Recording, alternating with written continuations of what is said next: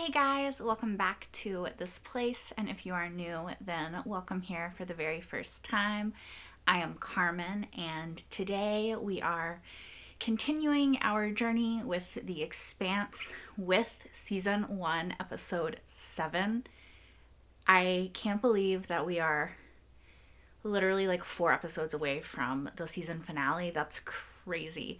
Everything seems to be ramping up, so let's not talk now, let's talk later and just watch it. Julie had courage. She deserved to be helped. Not everybody does, you know? Sorry to say, sir. The brass sends me cases like Julie's when they don't want them solved. He's sending this to her father? Just got pinged by a ranging laser. They're just giving us a little love tap, let us know they're watching. Well, if that love tap turns into a target lock, we need to be ready. Oh, I hope they don't make themselves like the most wanted people in the galaxy. This was an MCRN warship. Its systems normally recognize other Martian Navy as friendlies. Not anymore. We'll know if they're coming for us now. Hey, y'all. Why are we broadcasting? What are you talking about? No one's broadcasting anything. Yeah, we are. What? He's right. It's a radio transmission coming from between the hulls. Amos, check it out. He's not listening? Amos. I'm on it. Is he mad at her? I think it might be something that, what's his name, planted there. Fred Johnson, perhaps. He left a fucking person on there? Oh, it's the spy! Oh, fuck. Don't kill him because you might need to question him. Montana. This is where Holden's parents are. This group has a history of run-ins with the government. Really? I'd no idea. Ma'am. Think they'll file an injunction on me if I see one person on the ground or one helicopter overhead. You'll be living on basic assistance by the end of the month. Yes, ma'am. I can't help but like her. And it's Holden. She is. Ma'am, do not enter that residence. We She's cannot gonna go in. maintain- Have you met her? She's going in, of course. I've been stealing codes and tech from Tycho for 2 years now. Then why are you on our ship?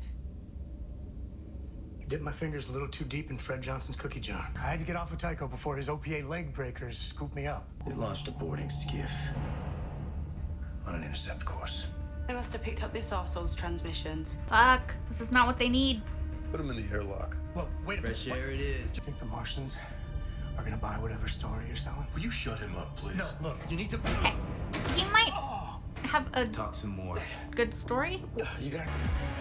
I feel like Miller is in self-destruct mode, and it kind of stresses me out because I don't know what he's gonna do.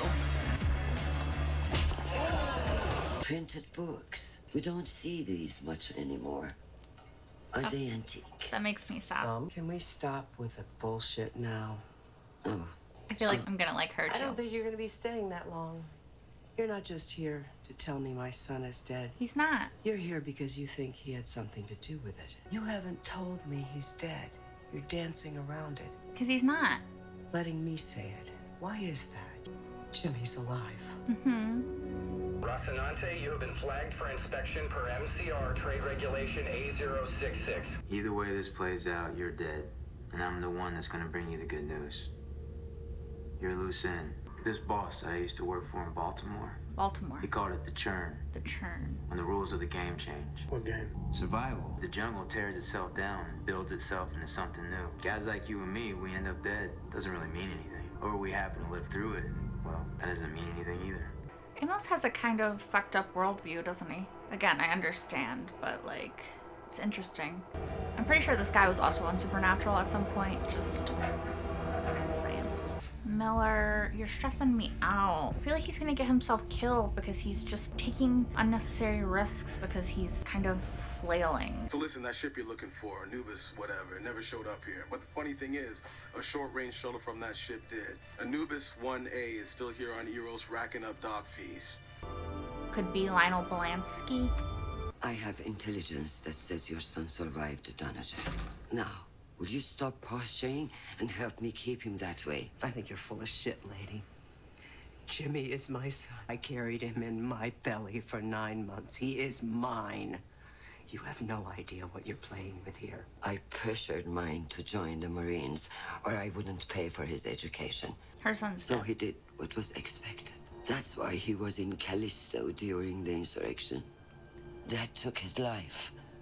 I've been wanting for someone to come around and tell me that it was all a terrible mistake, that my son is still alive. I'll be waiting on my deathbed for that news. I didn't know. That's not something I usually lead with. Yeah. I feel like they could be friends in a weird way. Sorry, that got me.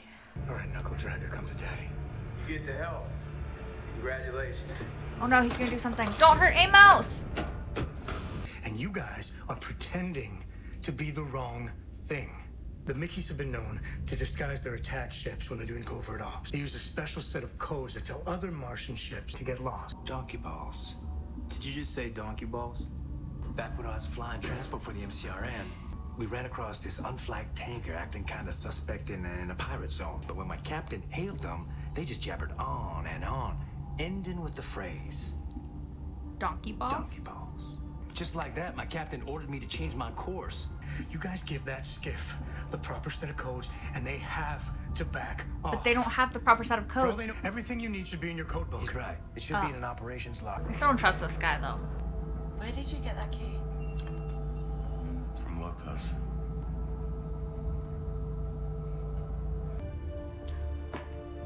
Oh, he's leaving the hat. Miller? That's how you say goodbye? I'm gonna take a trip. To where? Arrows. If this thing is as big as you think it is, you're gonna need someone to watch your back. A partner. Yeah. Go for her! Okay, better do this one alone. You were alone in that airlock. Tommy, can't come with me. He was going to take over for us. The way we raised him, he grew up thinking he was alive because the land needed him. That's a terrible thing to tell a child. At But least he never complained. realize that. Because it was what we all wanted. Now, I guess. We set him up to be a leader and then gave him a fight he could never win. The day before his 18th birthday, and I told him to get as far away from this place as he could. Oh. And that if he didn't go, then I would. Because I couldn't stand to watch what we were doing to him anymore. You were right to open the cage. I get a lovely message from him every month or two. Jimmy still hasn't found his place, but at least he's free. I think he found it now. Oh, why is this making me so emotional? His mom is fucking me up. These parents. That's a two-man patrol skiff. I'm gonna take him down clean and fast. Amos. Then we're gonna burn like hell somewhere safe. Figure out what our next move is from there. No. Do you know how many Martians died getting us off the Doniger? How much justice do you think you're gonna get for the Canterbury inside a prison cell? If the price of justice is more innocent blood, then I don't want it. I thought so. You logged the distress call, Holden. Welcome to the churn. Naomi was right to be afraid of you. Oh, that's mean. Proximity though. alarm, people. Oh. You're officially out of time. You're stressing me out. Stole them. Oh, there's an idea. Hey there, fellas. Welcome to the neighborhood. See you're extending out your docking tube, though. Hold on. I will take you down before I let you take them down. You got a clean shot, back of the head. Don't do it. What? You got it? I've got it.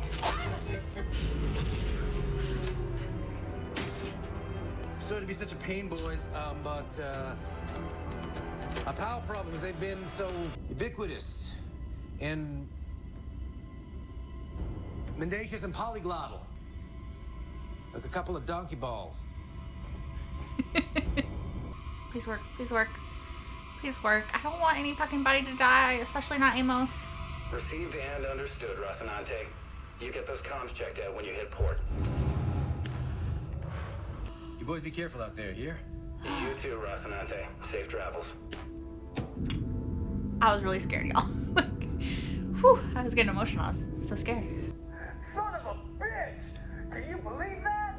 Damn, I'm good. Well, that worked out. Well done, y'all. I've activated a Black Ops team. We're taking Holden off the board. Taking him off the board? for a series of circumstances we don't even understand. We're beyond circumstantial here, Christian, and we can't afford to wait for the next disaster in Holden's wake. Don't make her go through what you went through. Don't let this happen. Shit. We got ourselves a rock. Hopefully one with some answers on it. Yep. Next port we hit, I want your boy Amos off this ship. What's happened? Whatever leash you had him on, you better get him back on it. He's not my dog.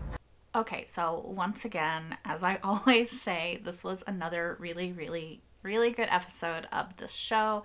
I, in particular, loved how it seemed to focus a lot more on the characters and helping us to learn more about them and their thought process and their past and their point of view and just a lot of things. In particular, we learned about Holden and a little bit about Amos, which I really liked a lot.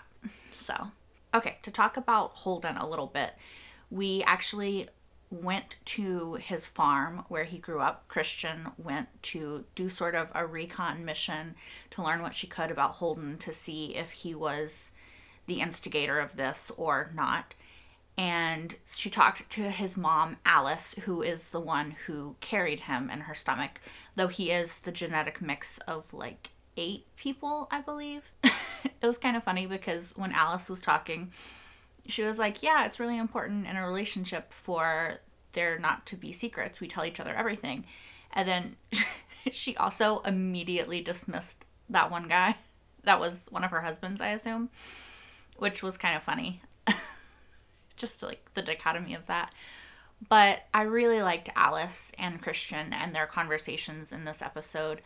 It made me really emotional. I don't know why. I just could, the actors just did a really great job of portraying the emotions that these characters were feeling, and it just got me. Let's talk a little bit about what we learned about Holden from his mom. Or I feel like we learned a little bit, but it kind of just cemented who I thought Holden was as a character as who he is as a character, if that makes any sense. So we learned that his favorite novel is by Cervantes.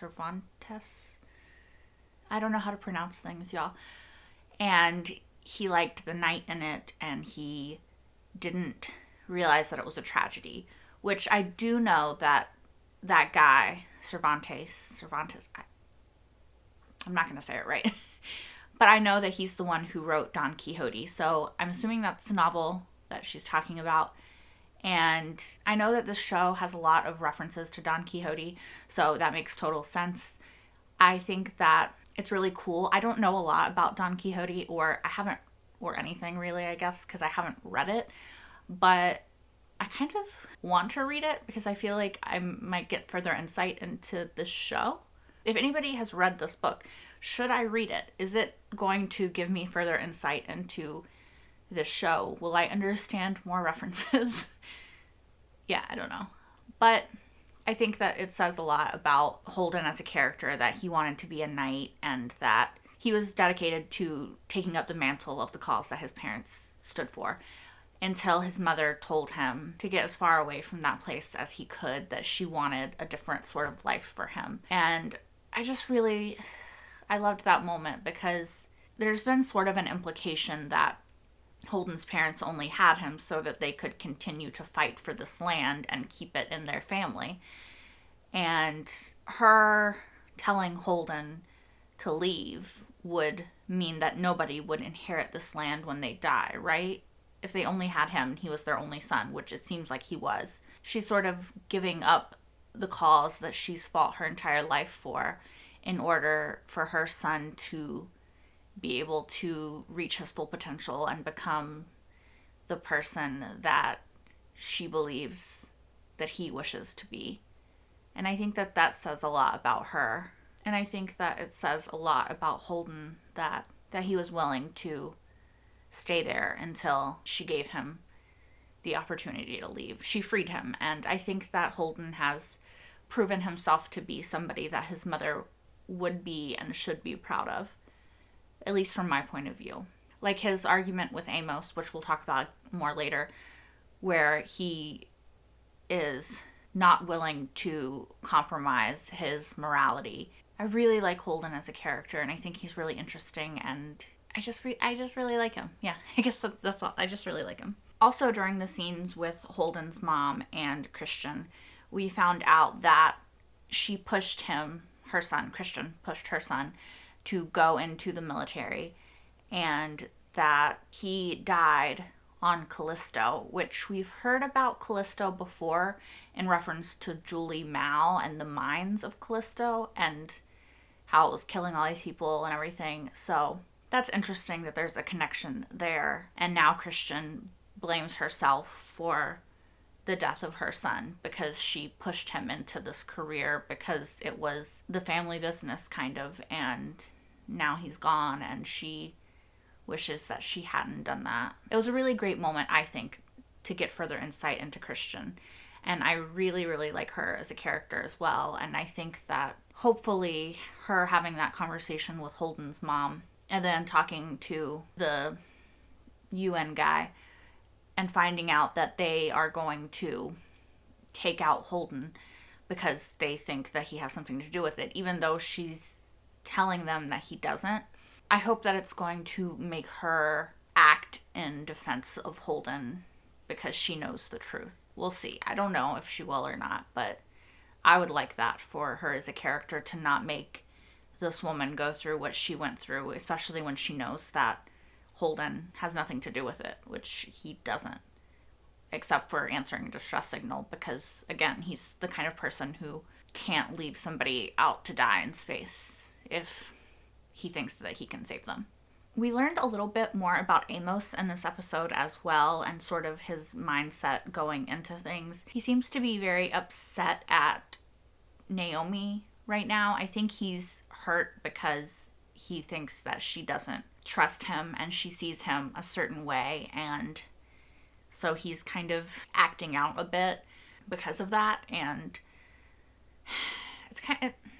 it makes me sad because I don't want there to be tension between Amos and Naomi, and I don't want there to be tension between Amos and Holden and the rest of the crew. I want them to be one big, happy, dysfunctional, weird sort of family, and so it makes me kind of sad to see this conflict between them. So some of the things that we learned about Amos in this episode are that he at some point was in Baltimore, and someone in the comments did tell me that he was an Earther, which I did not know before, so don't spoil things like that, guys. I know it's a small, tiny thing, and maybe we already knew, but I didn't know, so anyway, he was in Baltimore, and he had a boss, and he said something about the churn, which people did mention in the comments that there is a audiobook or book or both called The Churn, and it further gives us a little bit more insight into Amos's past.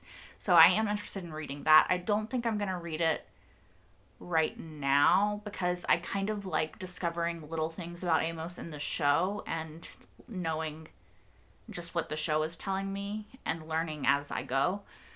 But I definitely want to read it at some point. Okay, so Amos said that an old boss of his in Baltimore, when he worked in Baltimore, told him about the churn, and apparently this is something sort of like a worldview / way of looking at life, that when the rules of the game change, the game being living survival, that people like Amos and basically, I don't know, I think like regular everyday people, they die, and it doesn't mean anything, he said, and like, oh, if they happen to live, that also doesn't mean anything. And so it's a very nihilistic, I think is the word I'm looking for, way of viewing life and survival and all that kind of stuff. It's an interesting insight into Amos's character that he sort of views life this way, right? It's like kind of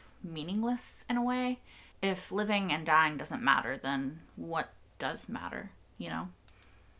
I think it's telling, and I think that Amos's conversation with Holden later, where he sort of mentions the churn again, and he's saying, like, if we kill these two people, it doesn't really matter, it's just how it goes kind of thing. I don't know. I don't know how to describe it, but I feel like Amos sees the world in a very black and white sort of way. He does what he has to do in order to survive, and he doesn't necessarily see it as good or bad or right or wrong. He just does it, if that makes any sense.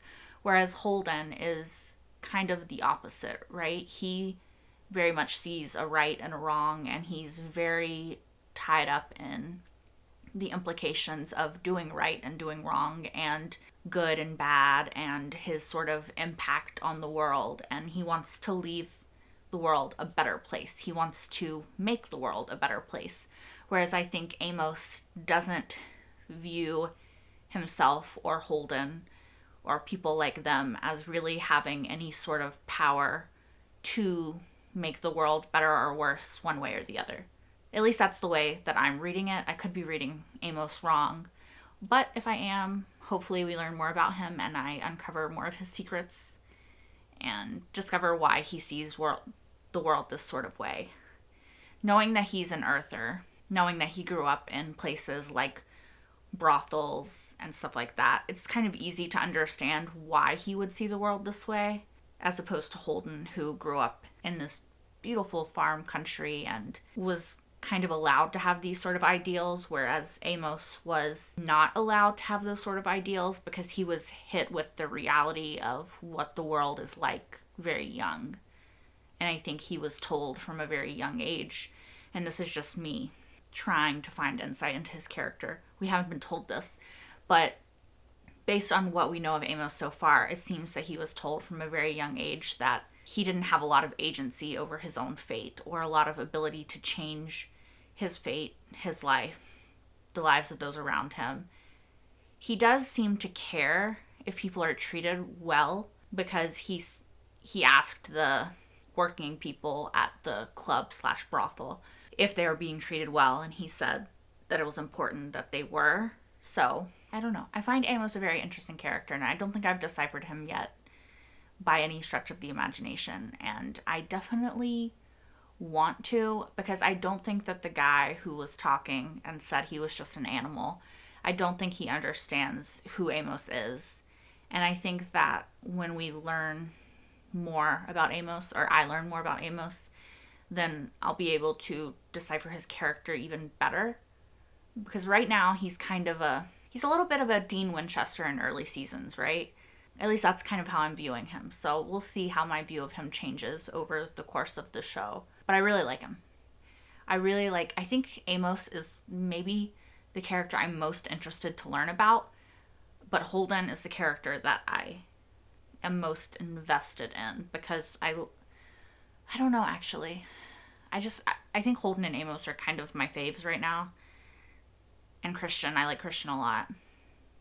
I like Naomi and Alex too. I like everybody, okay? In this episode, we also saw the spy was snuck on board the Rocinante, and he was trying to do something when Holden put him in the airlock. Not Holden, Amos put him in the airlock. And then he didn't end up doing it. I just don't trust him.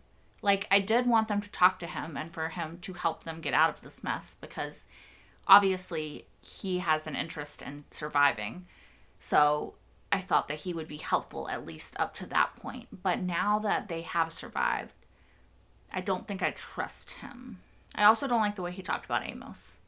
I understand, because Amos was literally like, I'm going to be the one to kill you no matter what. But I don't like him. So Miller in this episode was very interesting, right? He kind of went off the deep end a little bit for a hot minute.